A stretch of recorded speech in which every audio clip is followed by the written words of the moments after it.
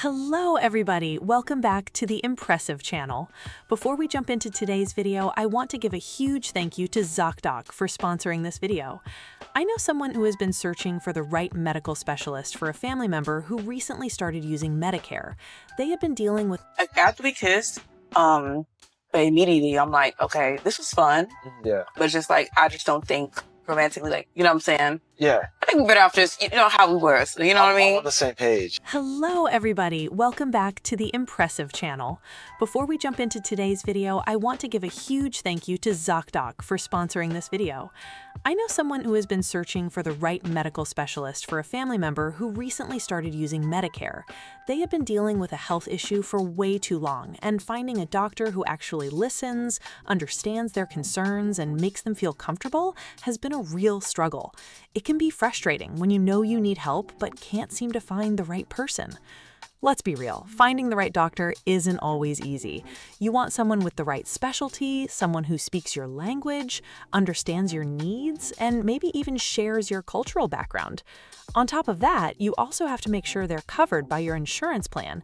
That's a lot to figure out. Thankfully, that's where today's sponsor, ZocDoc, makes things much easier. ZocDoc is a free website that lets you search for and compare highly rated, in-network doctors. You can read reviews, find the provider that fits your needs, and book an appointment instantly, all in one place. Whether you're looking for mental health care, dental care, eye care, skin care, or specialists in almost any field, ZocDoc helps connect you with trusted providers quickly and easily. So don't keep putting off those important appointments. Head over to ZocDoc.com/impressive or click the link in the description and book an appointment with a top-rated doctor today. A big thank you again to ZocDoc for sponsoring this video. Now, let's get into today's topic. I also want to give a shout out to Victoria Monet because she recently dropped a brand new single called Reach Out, and she released an amazing music video to go with it. I seriously love this video. The choreography by Sean Bankhead along with Diva Divana and Medina was incredible, and seeing several legendary dancers make special appearances made the whole video even more exciting. I also loved the sepia color effects. The styling looked amazing and the creative direction was on point. Everything came together so well. It was seriously a chef's kiss.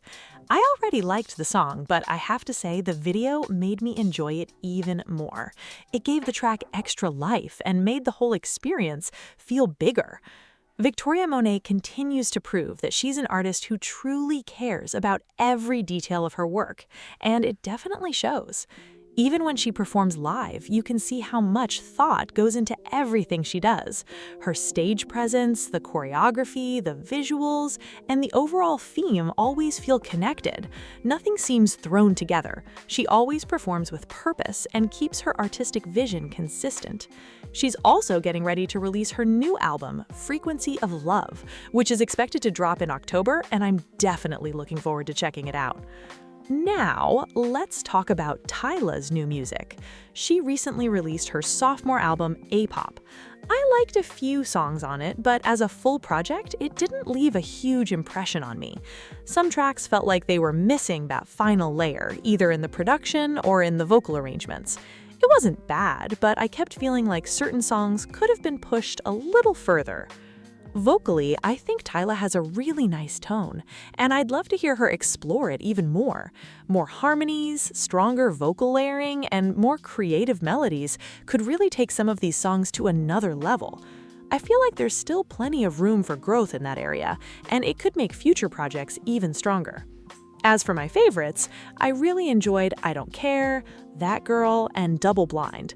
I also liked the singles Chanel and Is It, and her ballad Is It Love actually grew on me the more I listened to it. I can also see Kiss doing well with pop audiences because it has that kind of crossover appeal.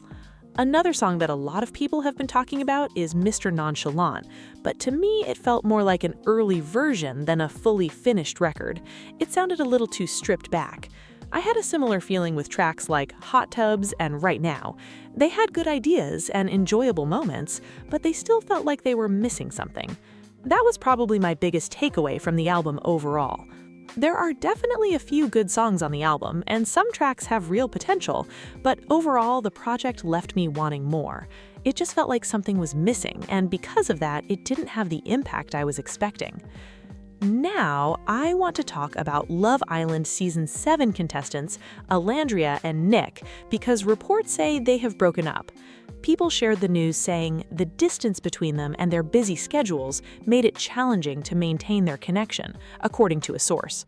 The report also said they still remain close friends. They share a deep love and respect for each other and will always support one another whenever possible. What caught my attention is that the news didn't come directly from Nick or Olandria. Instead, it was reported by People first. That made me wonder if they were planning to address it themselves later, or if there was already a plan in place for when the announcement would be made. Of course, that's only speculation, but the timing stood out to me. I also have another theory, and again, it's just my opinion. I wonder if Peacock or the people behind Love Island wanted to shift attention towards some of the newer fan-favorite couples, including Trinity and Bryce, as well as Carl and Anaya. Reality shows often keep the spotlight moving, especially when new couples start gaining momentum and attracting lots of interest. From a business perspective, it's possible that the network is focused on promoting the couples they believe will connect most with viewers going forward. I think Trinity and Anaya in particular have a strong chance to be very successful, and I'm excited to see what comes next for them. I also noticed that People published an exclusive featuring Bryce and Trinity on the same day the news about Nick and Olandria's reported breakup came out. That timing is interesting to me, although there's no public evidence that the two stories were connected. Still, it's the kind of detail that gets fans talking and sharing their own theories. I personally think the timing was intentional. Of course, that's just my opinion, but I've also seen some fans say they feel like Olandria has been getting an unusual amount of negative attention lately. Some have even questioned whether there's a coordinated effort to push certain stories about her, although there's no public evidence confirming that. Recently, Olandria responded to a post from the celebrity gossip account Dumois. For those who don't know, Dumois is a popular entertainment blog where people anonymously submit celebrity tips and rumors. Sometimes those tips turn out to be accurate, while other times they don't, so it's always important to treat them as unverified, unless they're confirmed. With, Nick, it was a matter of it's not a romantic spark. In this case, Dumois shared a submission claiming now that the PR relationship is over, Olandria has been hooking up with Travis Scott. They then asked the anonymous source, "How certain are you?" The person replied, "I'm pretty sure, been hearing rumblings through the rumor mill months ago." As with many anonymous submissions, there wasn't any evidence provided to support the claim. Olandria quickly responded herself, writing, "I hope you have your lawyers ready because I have mine." After that, Dumois posted an update saying that Olandria denied the rumor. They also explained that her comment was no longer visible because she had blocked the account. So Olandria made it very clear where she stood on the situation.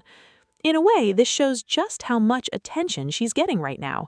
Once someone reaches a certain level of popularity, rumors can start spreading quickly, whether they're true or not. On top of that, news about her reported breakup with Nick was being discussed across social media, so there has been a lot of conversation surrounding her lately. Looking back, I think many viewers had already started wondering how serious Nick and Olandria's relationship really was. From my perspective, they seemed to spend a lot of time working together professionally. I know it wasn't that anymore than, when it was surface level. But they also appeared to live fairly separate lives outside of that. During the show, both of them explored other connections before eventually becoming a couple. Former castmate Ace has also shared his perspective on how that relationship developed, which has only added to the ongoing discussion among fans. Looking back at everything that's come out, Ace's comments seem to line up with how some fans now view the situation. From my perspective, it looked like Nick and Olandria understood the opportunities that came with being a popular pair and continued making appearances together while the public remained invested. If that was the case, then they definitely knew how to keep people talking and keep the momentum going. The reason I don't see it as a huge issue is because there doesn't appear to be any public indication that either of them was seriously hurt by how things played out. It seemed like both of them benefited from the attention, the brand opportunities, and everything that came with being one of the show's most talked about couples. If they were both on the same page, then it worked out for as long as it needed to. As for Olandria, I think she's going to be just fine. I've seen some people online trying to make this breakup into a major setback or hoping it hurts her image, but I don't think that's how the story ends. She's already shown that she knows how to build her brand beyond Love Island, and plenty of people have noticed the smart career moves she's made. That kind of momentum doesn't disappear overnight. I'm definitely interested to see what she does next, whether it's new business opportunities, more entertainment Was it Olandria maybe that didn't see Nick romantically, or was it Nick that didn't see her romantically? projects, or even a future relationship. I have a feeling she'll continue to make headlines. She's been in some influential circles, so it'll be interesting to see what connections and opportunities come from all of that. Time will tell, but I don't think we've seen her biggest move yet. Now, I want to hear from you. What do you think about everything we discussed in today's video? Do you agree with my opinions, or do you see things differently? Drop your thoughts in the comments below because I'd love to hear your perspective. If you enjoyed this video, don't forget to like, subscribe, and share it with your friends. It really helps support the channel and lets me know you're enjoying this content. Thank you so much for watching, and I'll catch you in the next video. Take care, everyone, and bye.